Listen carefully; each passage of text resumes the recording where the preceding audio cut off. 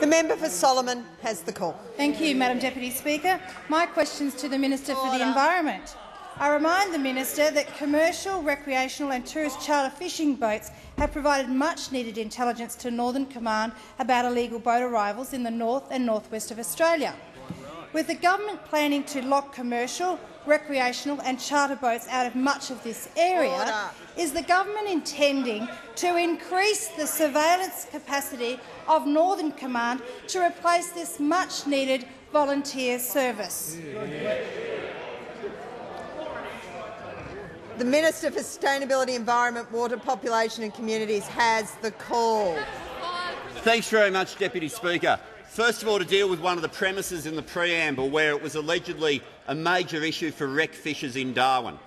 If you get in a tinny from Darwin, you travel 680 kilometres before you get to the nearest place where you can't drop a line. The Minister will resume his seat. The Manager of Opposition Business on a point of order.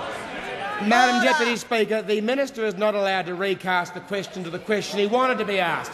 The question was about surveillance provided by charter boat fishermen operators and commercial fishers and his seat.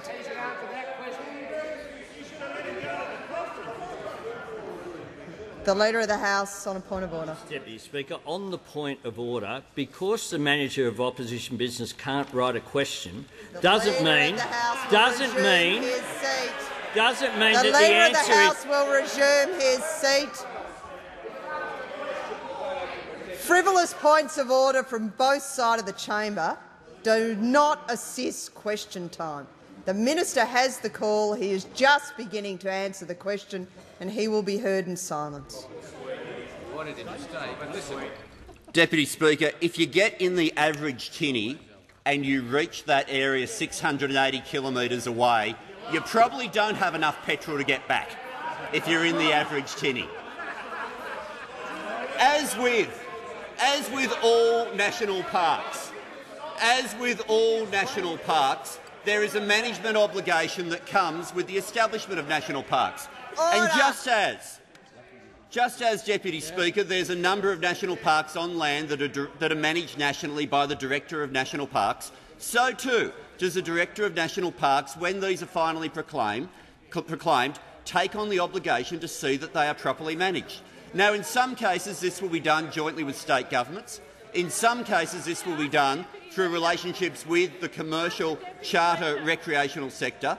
In some cases, for example, where you've got the Great Barrier Marine Park Authority on the exact same boundary as the Coral Sea, there are a range of options as to how the surveillance is actually done. But of course, when you establish a national park, just like when you do on land, you take on obligations for management.